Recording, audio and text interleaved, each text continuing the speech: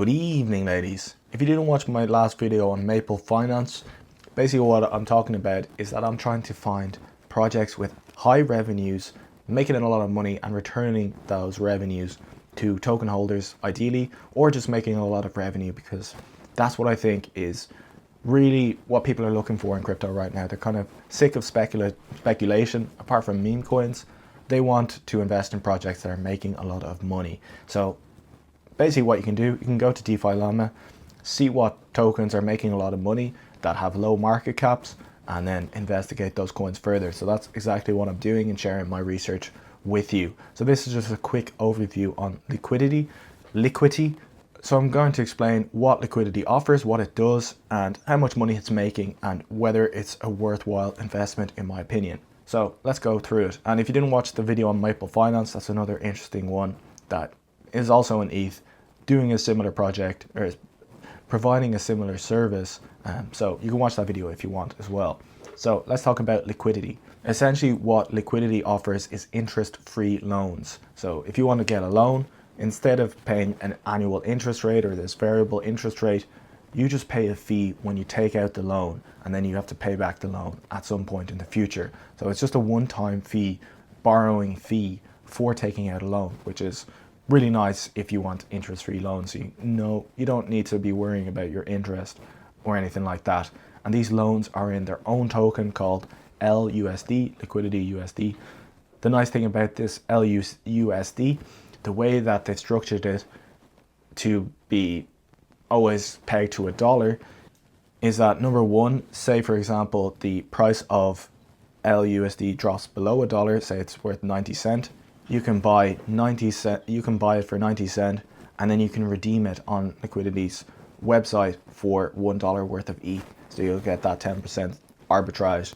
And vice versa, say it becomes worth $1.10, you can just borrow it. So you're getting this $1 stable coin that's worth $1.10, and then you can swap it for something else and then pay back the loan. So it's always going to be pegged to $1, but it's through a decentralized system, which instead of being backed by US dollars in a bank, it's kind of a new mechanism, which is nice. And it's not algorithmic, it's not, doing some sketchy shit, it's just simple stuff. It's backed by the loans that people are taking out. So like I said in my previous video, I'm interested in projects that are making real revenues. So basically, real revenues is revenues that are generated by people paying fees and people paying interest. It's not from token inflation or other like bullshit ways to pay out rewards. It's from actual people paying real fees, like Hyperliquid. People are paying fees to put on trades, or people are paying interest in Liquity while they're paying this like borrow fee to take out a loan. So those fees are getting redistributed to Liquity stakers. So this is kind of how it works. So 75% is going to the stability pool depositors, so this is the bold yield, and then 25% is going to the stakers, so the Liquity stakers. So all the revenue is essentially going back to the token holders, as opposed to Syrup, where I think only 20% or so is going back to the token holders. So the way that Liquity is making revenue is obviously from the borrow fees. So when someone takes out a loan, they have to pay this borrow fee. That's getting redistributed to the token holders, as well as liquidation fees. So if your loan gets liquidated, there is going to be a fee associated with that. That fee is going to be redistributed back to stakers.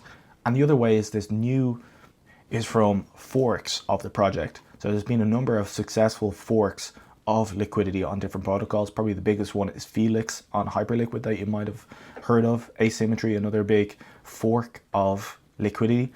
And they're getting 4% of all of these forks of the token. This is also really bullish. So Felix is obviously going to be worked quite a lot on Hyperliquid. They're getting 4% of the Felix tokens. And if there's more of these forks over time, because they created an interesting mechanism with their LUSD mechanism. So people are forking that mechanism and redistributing 4% of their token back to the LP on Liquity. And this is actually making them a good bit of revenue as well. Let's look at it at a valuation basis. So obviously Liquity there on the top, Maple, which we talked about yesterday, Aave and Maker, similar projects, higher market caps, more established than Liquity and Maple.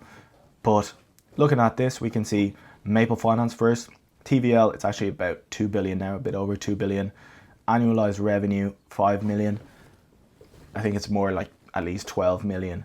Market cap is correct. This is for Maple. I'm just looking at market cap over TVL and a market cap to revenue of 136 times. I think this is a little bit outdated because Maple Finance is making a bit more revenue than this. So it's about a 50x multiple. And similarly for Liquity, is making 2 million annualized revenue, only $140 million market cap, and a market cap to revenue of just about 60 times as well. So they just moved from V1 to V2. So we can see their TVL on V1 is dropping and the TVL on V2 is increasing. But overall, it's in a growth phase. Is it in explosive growth? Not so much, unfortunately. But it is growing faster than Maple, just about. And it is obviously growing faster than the established plays like Aave and Maker. Because this has a much lower market cap, I'm probably a little bit more interested. It's only started its little run here in terms of token price.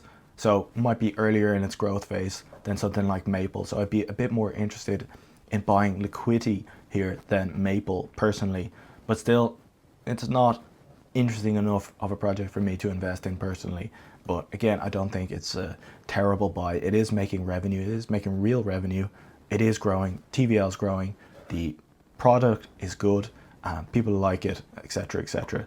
So that's all for today's video. Hope you learned something. Hope you enjoyed, and see you in the next video. Cheers.